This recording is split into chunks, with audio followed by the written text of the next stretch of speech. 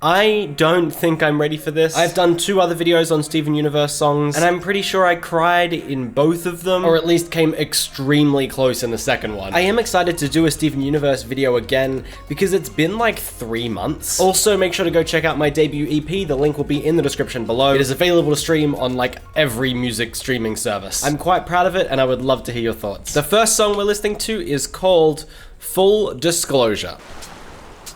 Oh, he has a black eye. Okay, so that's quite a visual. Something's gone disastrously wrong. But also, was he saying that he didn't believe that the gem stuff was dangerous? I love the guitar and the rolling drums. And like I said, the rhythm of the lyrics was a really smart choice. The only thing I would say is that like the volume levels of the vocals seem quite low in comparison to the music. Maybe it's an intentional stylistic choice, but I'm finding it hard to like hear the lyrics properly.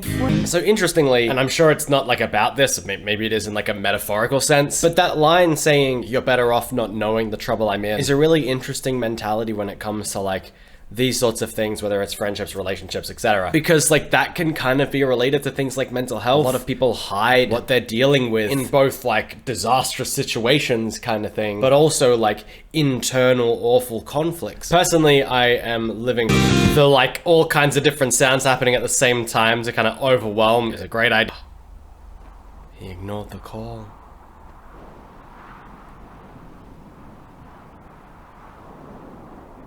Well, that's depressing. Oh my gosh. Oh, that was... Why did he... I don't know. He cares about Connie, I assume. And Connie would want to know the trouble that Steven's in, so... I don't know.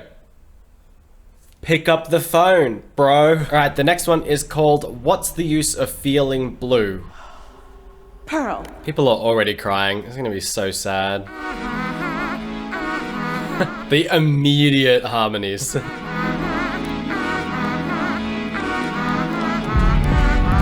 Oh, they're like giants. Does it make you feel worse than you do? And tell me, what's the use of feeling blue? Yo, the low notes are so gorgeous. I do love that this show seems to just not stray away from giving female vocalists really low registers to just play with. It's such a cool sound and strays away from like the music norms. It just occurred to me that was the first time in ages there was a snare in that song. That was so much on like the kick drum. I don't know how this is that's a kick drum apparently. But like it was just like... It gave it this really like cool and erratic effect. Oh, I was expecting a little drop. What's the use of feeling? What's the use of feeling? Ooh, the haunting like higher pitched backing vocals. So cool. Wouldn't you rather forget her?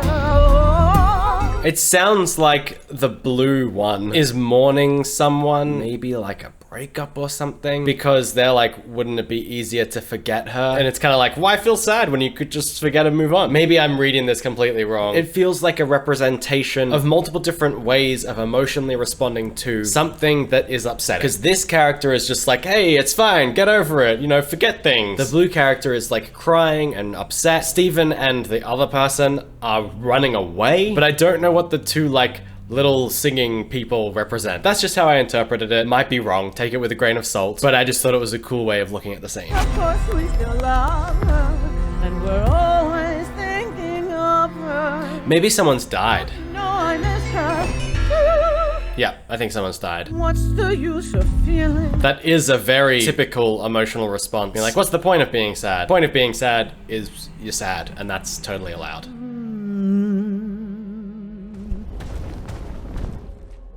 Oh, they came over and comforted. Oh, that was so sweet. Yeah, I think people often forget that like emotions don't have to have a point. They don't have to have a goal or like something you're seeking to accomplish with them at all. You can just feel things.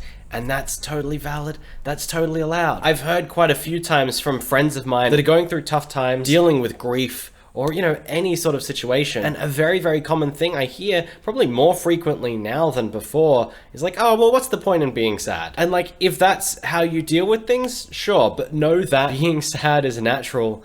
And if you're just sad, that's fine. Try not to use this idea of like being sad has no point to squash down your emotions and stop dealing with them. Because if being sad doesn't have a point, then no emotion does, right? Anyway, sorry for the rant. This next one is called Be Wherever You Are.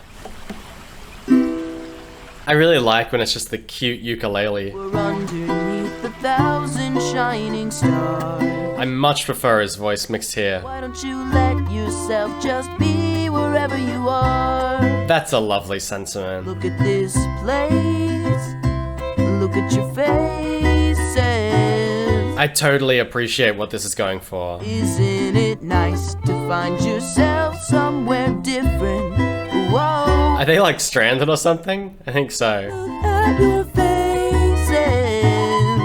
The sign. Why is this so adorable, even though it's kind of like a scary situation? Why don't you let yourself just be wherever you are? All the visuals are so cute. Let yourself just be whoever you are. Oh, I like to change to whoever you are as well. That also made me think a lot of things. I'm gonna try to break them down really concisely. That is a fantastic sentiment and message, because I think like us as people tend to get really obsessed with like our goals and what we want from life overall. I do the same thing. I'm constantly thinking about like, what's next? What do I do? How do I like improve myself or make things better? And I'm definitely guilty of not taking a second to think about where I am, who I am, and what I've done. Because like, if I'm constantly thinking about 5 years from now and what I'm going to be doing and where I'm going to be, I'm not going to be thinking about where I am now. And if you're constantly living in your future, you can't live in and experience your present. The phrase live in the moment